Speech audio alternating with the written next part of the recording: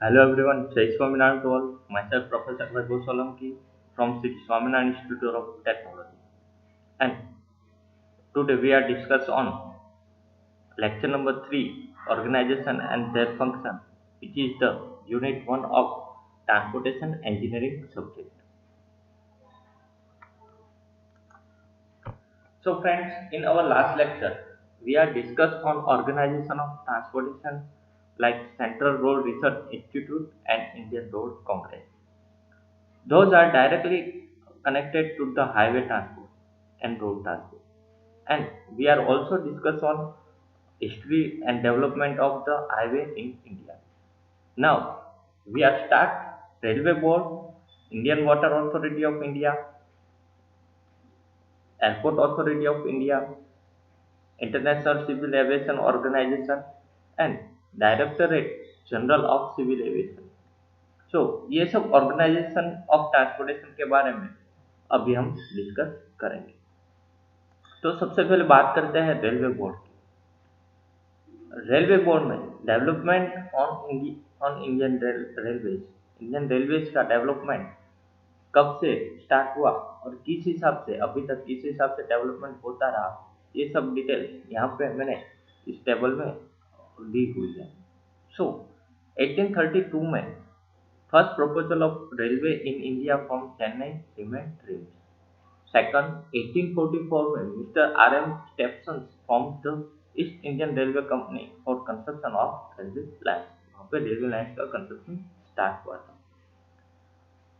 जून 1832 में जो proposal start हुआ था वो रिमेन ड्रीम्स, वो कभी स्टार्ट नहीं हुआ। फिर 1849 में great Indian peninsular railway incorporate by act of parliament हुआ।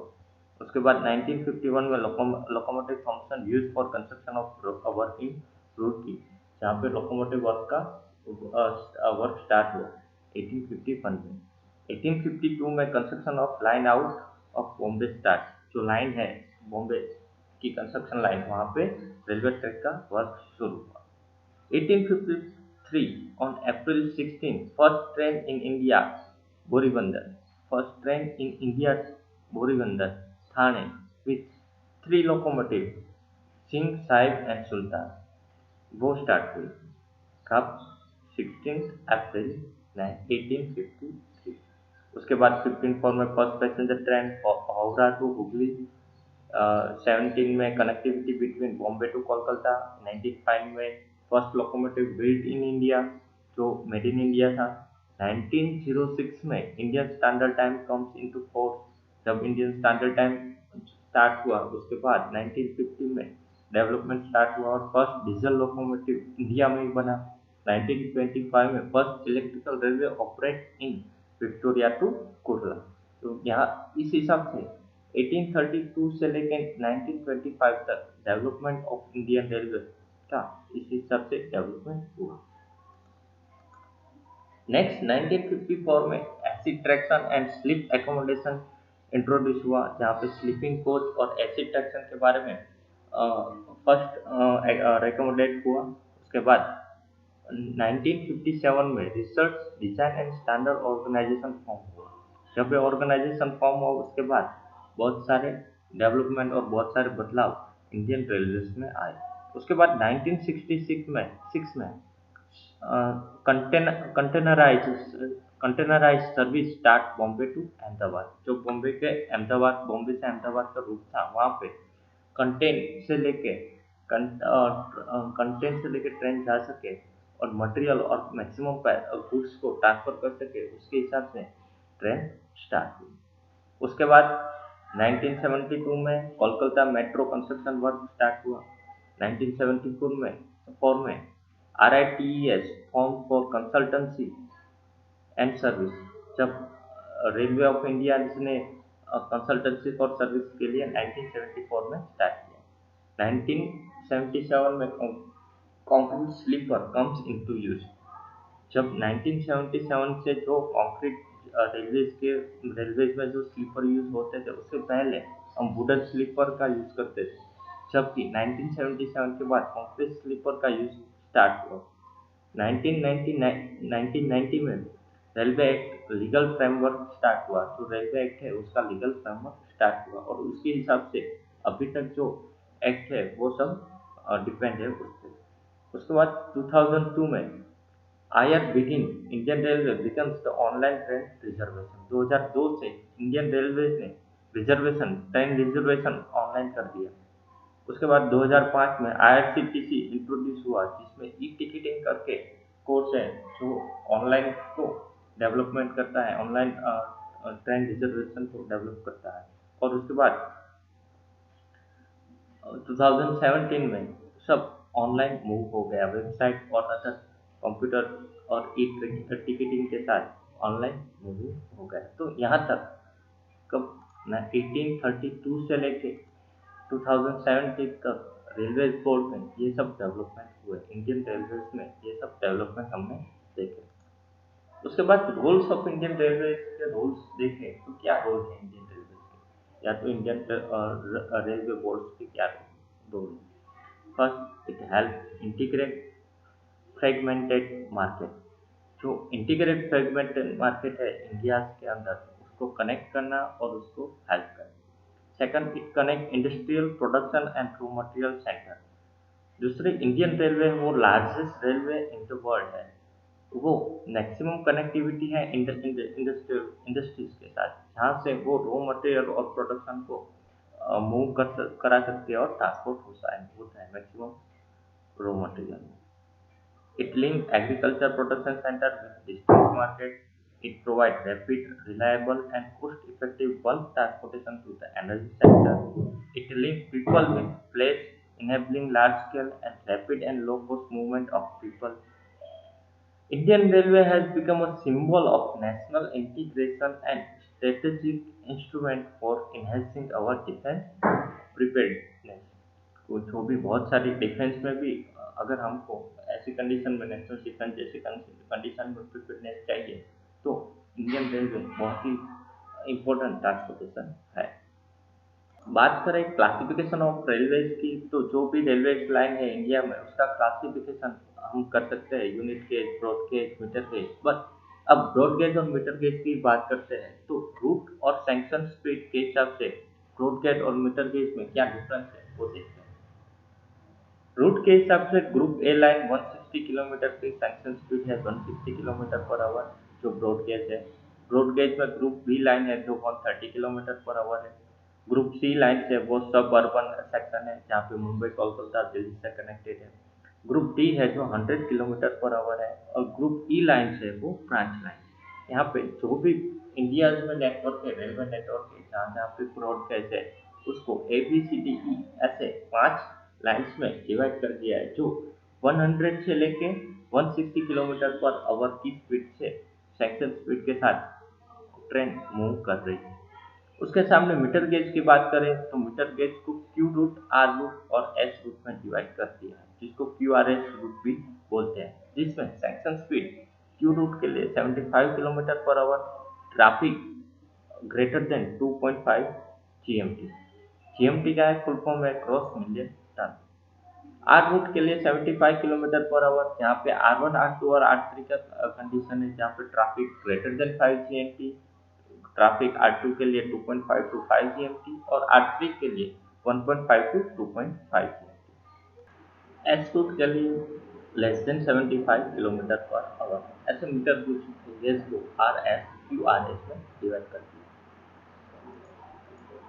रेलवे बोर्ड में आगे बात करें तो classification of railway lines in India, group A B हमने ऑलरेडी बात की आगे की, A B C D E में मीटर ब्रॉड गेज के हिसाब से डिवाइड कर दिया है। तो ग्रुप ए लाइन में कौन कौन सा कनेक्शन आता है, जो वहाँ पे कनेक्टिविटी है वो Delhi to Howrah by Rajasthan, Delhi to Mumbai central by frontier mail and Rajdhani route, new Delhi to Chennai and Howrah to Mumbai via VT Nagar, VT via Nagpur. Group B में इलाहाबाद, चित्रासी, कल्याण, बड़ी रायसर और मद्रास, कानपुर, वलटेज एंड विजयवाड़ा। ऐसे जो गुजरात को कनेक्ट करती है वो है वडोदरा, अहमदाबाद वाली कनेक्टिविटी। इस हिसाब से ग्रुप ए और ग्रुप बी लाइन इस हिसाब से क्लासीफाई की गई है लाइन से India.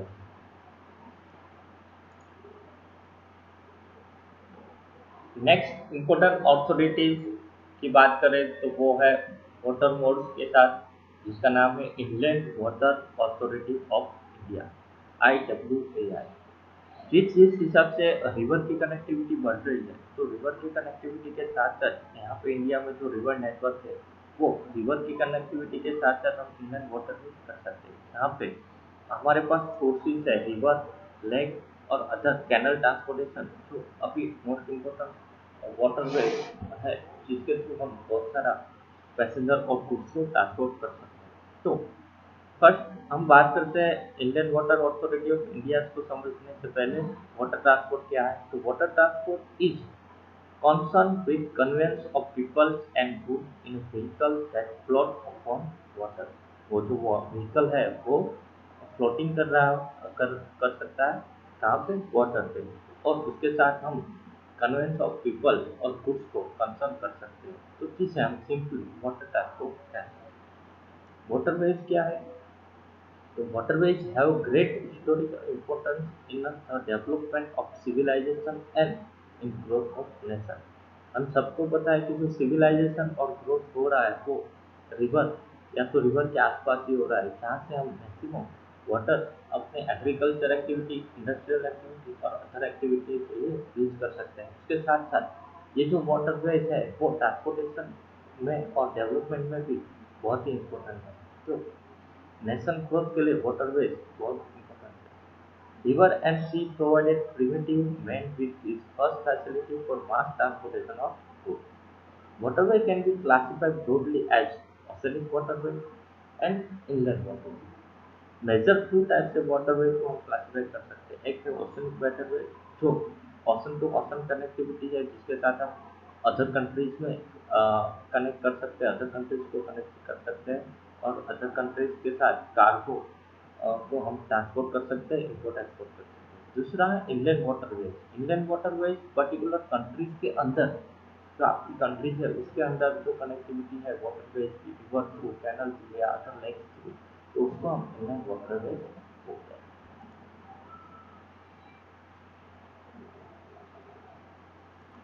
Oceanic waterways are concerned with the conveyance of peoples and goods primarily across the ocean between continent or island।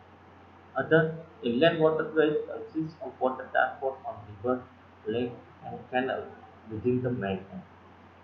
River transportation became popular in India since 1855। The total preliminary waterway in India are 65600 km, out of which 41,600 km are of rivers and 24,000 kilometre canal.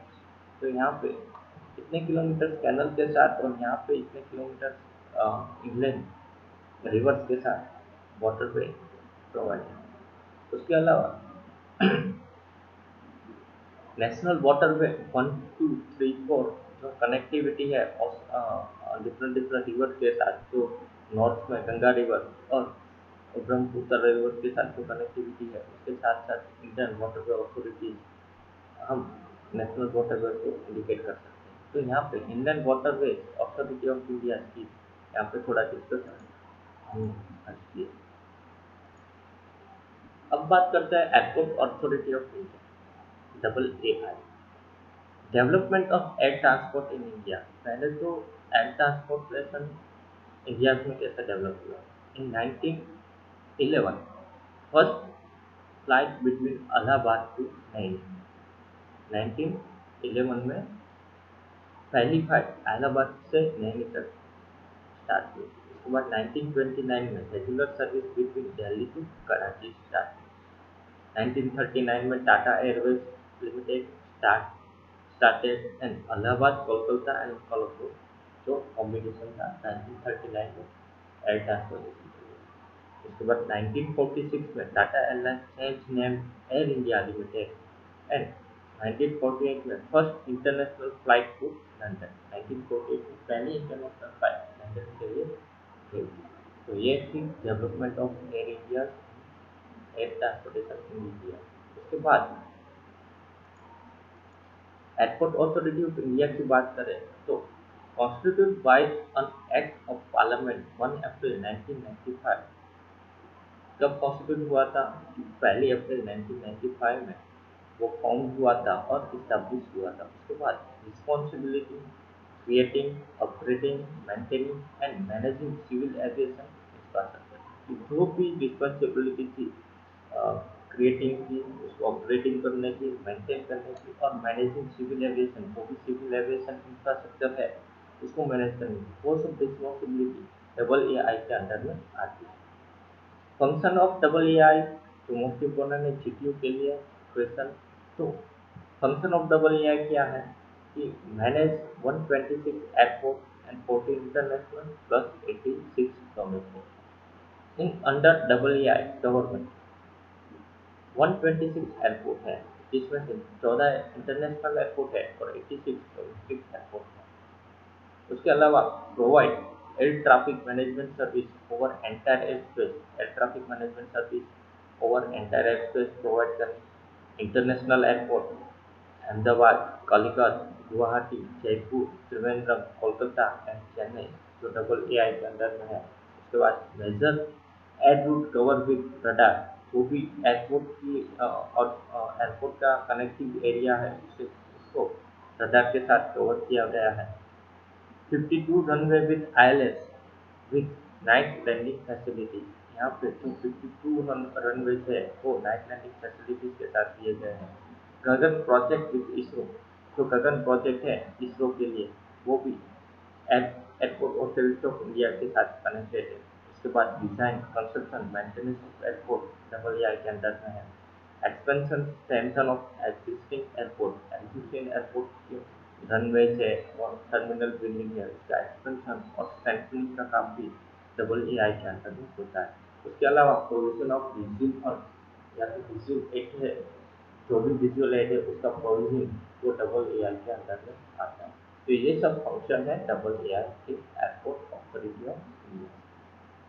तो इन सब फंक्शनों में से design, development, operation, maintenance, control, management, Indian airspace का जो भी ICO से regarding है, उसके अलावा construction and modification, development and management of cargo terminal at international and domestic airport, ये सब फंक्शन डबल ए आई के अंडर में है। जो हमने ऑलरेडी बात की, provision of visual add, expansion and strengthening of operation area, runway, apron, taxiway, provision of communication, navigation aids like ILS, DBON, DME, and radar. So everything are connected in included in double EI. Next point is and next organization for transportation is International Civil Aviation Organization, जो भी एयरमोस के साथ और air connectivity के साथ जुड़ा हुआ है, जिसका शॉर्ट फॉर्म है ICAO, international civil aviation organisation. International civil aviation organisation 1944 to 52 में nation meet in Chicago USA में जो मीटिंग हुई थी, जहाँ पे 52 नेशन की मीटिंग हुई थी यूएसए में 1944 में। उसके बाद 1947 में अप्रैल 4 में ICO was created HQ Montreal, Canada Specialization Agency of UN। तो वो कब क्रिएट हुआ था? अप्रैल 4 में, 4 अप्रैल 1947 में पहली बार क्रिएट हुआ था। जहाँ कहाँ पे? HQ Montreal, Canada Specialization Agency of UN। Aim and objective of ICO, जो सीपीयू के रिगार्डिंग इम्पोर्टेंट क्वेश्चन है, aim and objective of ICO क्या है? तो first aim of ICO is develop principle and technique of international air navigation planning and development। जो भी international air navigation है उसका प्लानिंग है और डेवलपमेंट है, उसके लिए कोई प्रिंसिपल और टेक्निक डेवलप करना किसके अंडर में आता है? ICO के अंदर। उसके बाद एंश्योर सेफ ओवरले growth of international civil aviation. उसके बाद promote and encourage art of aircraft plan and design. Next need of people safe efficient and economical करना। अवॉइड डिस्क्रिमिनेशन को मैक्सिमम अवॉइड करना। Work with WMO world meteorological organization, ITU international telecommunication union, IATA international air transportation association, इन सब के साथ work करना वो भी एक ऑब्जेक्टिव है आईसीओ का। Develop standard and recommendation for licensing, registration and air traffic service and noise. ये सब का रिकमेंडेशन और लाइसेंसिंग, रजिस्ट्रेशन और ट्रैफिक सर्विसेज और नॉइज के बारे में स्टैंडर्ड कलेक्शन और उसमें डेवलपमेंट और रिकमेंडेशन करना वो भी एम और ऑब्जेक्टिव है आईसीओ का। तो यहाँ पे ये टॉपिक कंप्लीट हो रहा है। हमने आज जो डिस्कस किया lecture number 3, organisation and function of air transportation, organisation and function of transportation system. तो ये जो वेरियस ऑर्गेनाइजेशन है उनमें से हमने railway board, Indian waterway authority of India IWAI, airport authority of India AAI, international civil aviation organisation ICAO, इन सब के बारे में डिस्कस किया।